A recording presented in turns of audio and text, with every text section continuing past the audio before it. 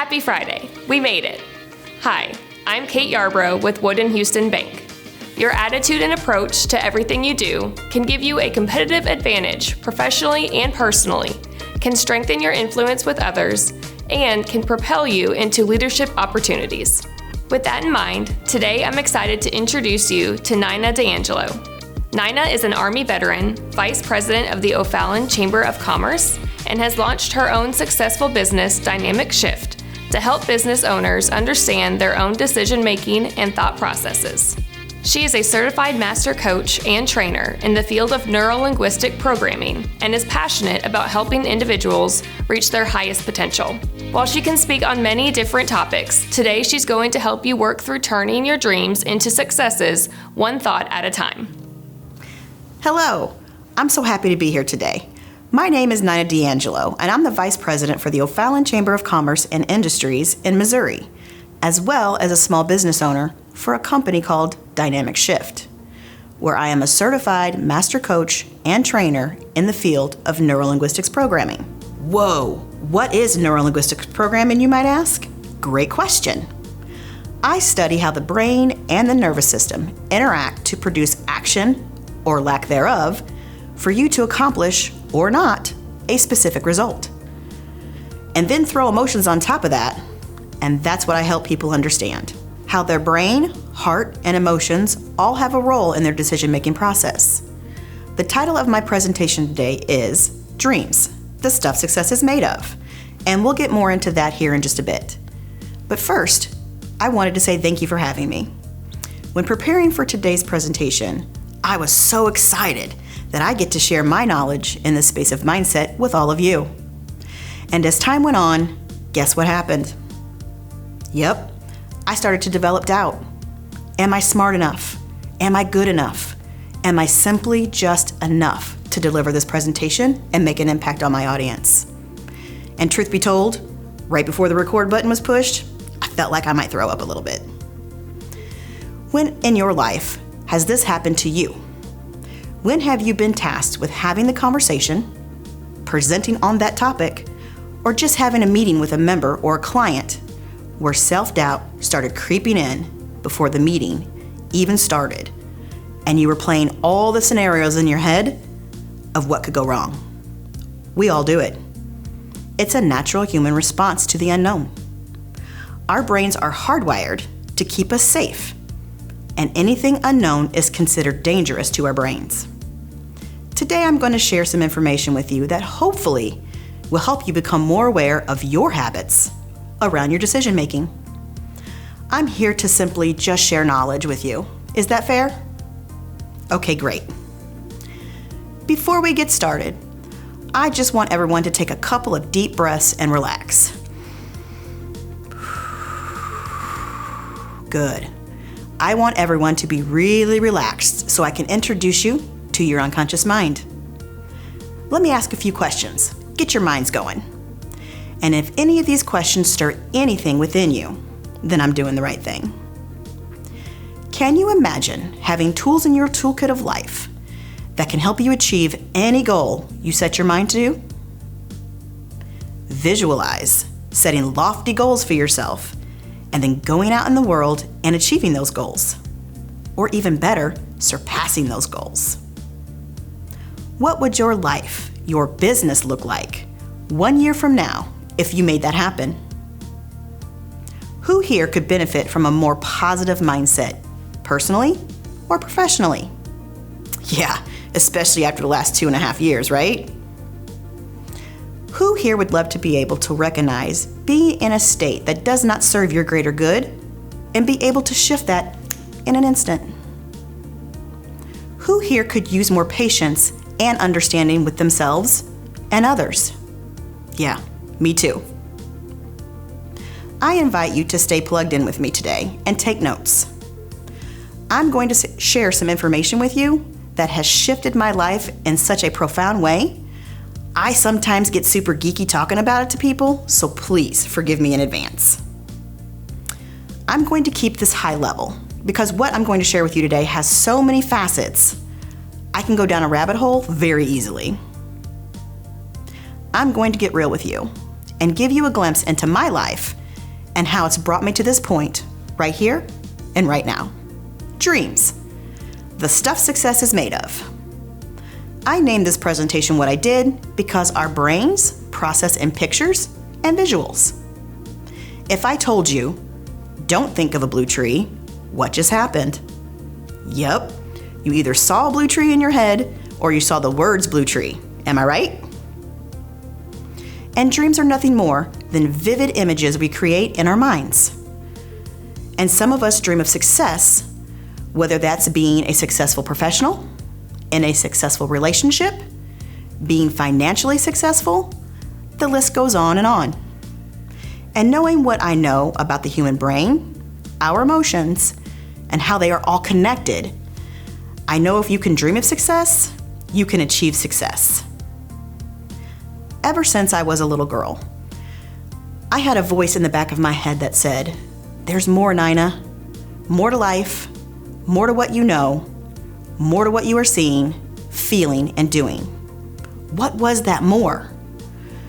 Until I was 46 years old, I didn't have a clue what that more was.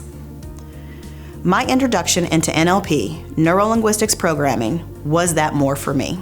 What is NLP, you may ask? NLP stands for Neuro-Linguistics Programming. Neuro is your thinking process, the way you use your senses to understand what is happening around you. Linguistics is your words, the way you use language and how it influences you and those around you. Programming is your behavior, the way you organize your ideas and actions which produce expected and sometimes unexpected results. Let me tell you how my life has changed since my journey with NLP. I have way more confidence than I've ever had in my life. I have more grace and compassion for myself and others. I have the ability to forgive myself when things don't turn out the way I planned. I have better communication with my family, my members, my clients, and my staff. My inner dialogue with myself has shifted in a way that better serves me. I strive to show up every day better than the day before, standing in a state of excellence every single day. The universe is opening new opportunities to me, and as long as I'm aware and willing to see them, my life is shifting and changing for the better. It's shifting and changing into something that is completely congruent with me and with my soul. And I'm ready to take it out into the world and share it with others. It is opening up success for me, and I am on fire when I'm in this space. I have a belief that we create as we speak. I have a belief that we create as we think. And if we have positive, strong, empowering thoughts going on in our minds, then what are we creating? Positivity, strength, and empowerment. If we have something debilitating, something disempowering, something holding us back, then what do you think we are creating there? Something that's holding us back, right? Weakness, disabling thoughts, and disempowerment. So we want to be really hyper aware of our thoughts and our words, because guess what? Our unconscious mind, which is the driver of our success, is always eavesdropping on our conversations with ourselves and others, internally and externally. So if we sit there and we say, there is no way this business is going to buy my widget, then guess what? You will create that. We not only speak in words, but we speak physiologically too. And if we deliver a close to a potential customer or client, and we are not physiologically congruent or in alignment with what we are saying, they will know. They will know on the unconscious level, which will drive their decision from the conscious level. Welcome to your unconscious mind. Now I'm going to throw some neuroscience stuff at you. Let's talk about the relationship between the conscious mind, the unconscious mind, and the superconscious mind. 10% of our daily functions are controlled by our conscious mind, and this includes our thoughts. Conscious is defined by the Oxford Dictionary as having knowledge of something, being aware, deliberate, and intentional. 90% of our daily functions are controlled by our unconscious mind, including our thoughts. Unconscious is defined by the Oxford Dictionary as done or existing without realizing. In contrast to conscious thoughts, unconscious thoughts are much more complex in nature and are very difficult to define. And the superconscious is our intuition. It's that gut feeling when something is right or wrong. I have a belief that this is our higher self showing us the roadmap to who we are meant to be. Studies have shown the average person has between 50,000 and 60,000 thoughts a day. No wonder we lose focus, right? Here's another thought. The conscious mind is the thinking mind. You can accept or reject any idea. Most people accept the ideas we should reject, like negative chatter and feedback, and reject the ones we should accept, like we are capable of accomplishing anything we put our minds to. The unconscious mind cannot tell the difference between what is real and fantasy. It is the emotional mind.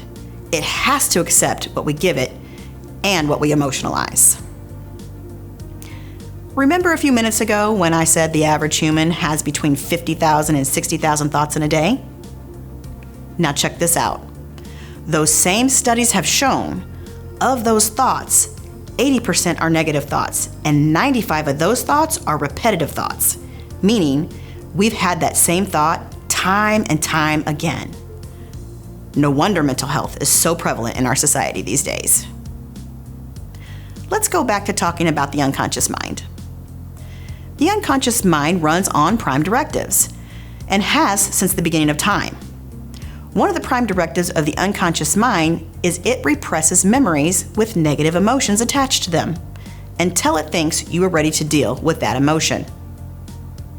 Have you ever been in the shower or on a hike or maybe on a long drive and a past memory pops into your head that you haven't thought about in years?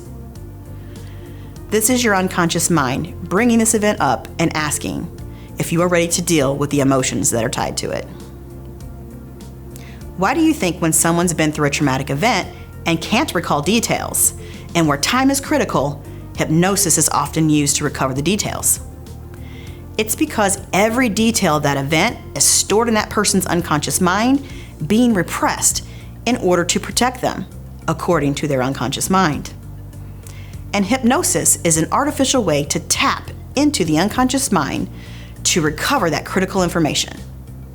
So when someone is under hypnosis, their unconscious mind is being tapped into, so details that cannot be recalled at the conscious level can be recalled. The human brain is an amazing supercomputer, capable of so much more than we give it credit for. So, how do we deal with that event that is presenting itself from our past through our unconscious mind? We ask ourselves, what are the learnings here? Every event in our lives, no matter how traumatizing it is, has positive learnings attached to them. We just get to be aware of this and discover what those learnings are. When I was 3 years old, I was very ill. I spent a good amount of time in and out of hospitals. Even as a young 3-year-old, I can recall vividly things that happened to me while I was there. I can remember the room, what it looked like. It was right next to the nurse's station where there was a window between their office and my room. So all they had to do was move a curtain to the side to see me in my room to check on me. I can remember that my bed was so close to that window that every time they opened that curtain, the bright lights from the office would shine in my eyes, and I can also recall that I did not like that. So I would consistently push my bed away from that wall so the light wouldn't disturb me. I was there for digestive issues, and I can recall the nurses bringing in a big tray with several little pockets in it that had all different types of foods. They would feed those to me one by one and wait to see for my reaction biologically. One of the hospital stays happened to be during the Christmas holiday. I can vividly remember my Aunt Carol bringing me a large stuffed animal. It was a red mouse. God, I love that mouse. And after her visit, I was left alone to spend the Christmas holiday at 3 years old by myself and the hospital staff while my family celebrated as normal as a family. That event in my life caused so much negative emotion within my brain that I developed low self-esteem, a feeling of not being worthy, fear was established, and I was very sad. I went through life as a young child, a teenager, and a young adult with these negative emotions at the root of my decision-making. We are imprinted at a very young age by the significant adults in our lives. We are taught their map of reality, and we either choose to what we call mirror imprint or reverse mirror imprint those values and beliefs. And look, everyone, zero judgment for those people. They were doing the best they could with the tools they had at the time. If we blame them for the bad, we have to thank them for the good, right? Once I learned this bit of knowledge about imprinting, I wanted to discover more about myself and why I thought of myself the way I did and what taught me to make decisions the way I do. We are born perfect human beings. No judgments, no negative thoughts of self or others. These were all imprinted on us as we grew and developed. Our inner self-talk and the way we make decisions are developed during specific periods of our life. According to marketing professor and sociologist Morris Massey, those periods are defined as the imprint years. From birth to 7 years of age, we are in what we call our imprint years. We are like little sponges, soaking up everything we are seeing, hearing, feeling, and blindly accepting it as true, especially behaviors, beliefs, and values from our parents or the significant adults that raised us. Between the ages of 8 and 13, we start to model the same people who raised us. For most of us, that's our parents. During this modeling period, we are trying on things we learned during our imprint years to see how they feel. For example, you see a child at a birthday party swishing his juice cup around. What do you think is happening in that household? Yeah, chances are someone close to this child drinks. Or you see a child walking around the classroom, hit with his pencil in between his index finger and his middle finger, and he keeps pressing the pencil up against his lips. What do you think is happening in that household? Again, chances are someone close to that child smokes. During this period, we may be imprinted with religion or our teachers and take on some of those beliefs as well. You want to know what's happening in someone's home? Watch their children. They'll tell you everything. We then enter what's called the socialization period. We live in this space from ages 13 to roughly 21. This is the point in our life where we are finding ourselves. A mentor of mine says lovingly that during this stage of life, we have a full frontal lobotomy. We take our brain out of our head, we put it on a shelf, and we tell it, we'll be back for you later. As we are trying to develop ourselves as an individual, we temporarily push away our earlier programming and naturally turn to people who seem more like us and start becoming influenced by our peers. Media is also a huge influencer during this period, especially media that resonates with the values of our peer groups. Between the ages of 21 and 24, we come back for our brain on the shelf. We reinstall it, and we start to mold into our own values and belief system. This includes what we learned during our imprint years and our socialization period. It's like picking through a clearance rack at your favorite department store. You keep the things that you think look and feel good to you, and then you keep the others hanging on the rack. And that is how we develop oneself. All of this imprinting is what determines what we call our internal representation system. This system is how you filter information that is fed to you through your senses. You have the power to change values and beliefs to better serve you and help you achieve whatever you want from life. Your internal representation of yourself is directly connected to your values, your beliefs, your capabilities, your behaviors, and your environment. Values are described as a person's principles or standards of behavior, one's judgment of what is important in life. Values can be defined differently in the context of an individual, a relationship, work values, or societal values. Individual values reflect how you show up in your life and your specific needs, the principles you live by, and what you consider important for your self-interest. Individual values can include enthusiasm, creativity, humility, and personal fulfillment. Beliefs are described as a person's acceptance of the truth, reality, or validity of something. Beliefs are important because behavior is important, and your behavior depends on your beliefs. Everything you do can be traced back to beliefs you hold about the world. Everything from brushing your teeth to your career. Did you know your unconscious mind is incapable of processing a negative? If you tell your unconscious mind to not do something, it only hears, do something. What happens when you tell a child, don't touch that? They touch it, right? When my son was 3 years old, he gave himself third-degree burns on his hand. The event went like this. I plugged my curling iron in to warm it up in my bathroom with my son hot on my heels. He was a bit of a fixture of mine when he was younger. He followed me around a lot. I told him, don't touch this, it's hot. Thinking he wouldn't be able to reach it, I placed it on the back of the toilet.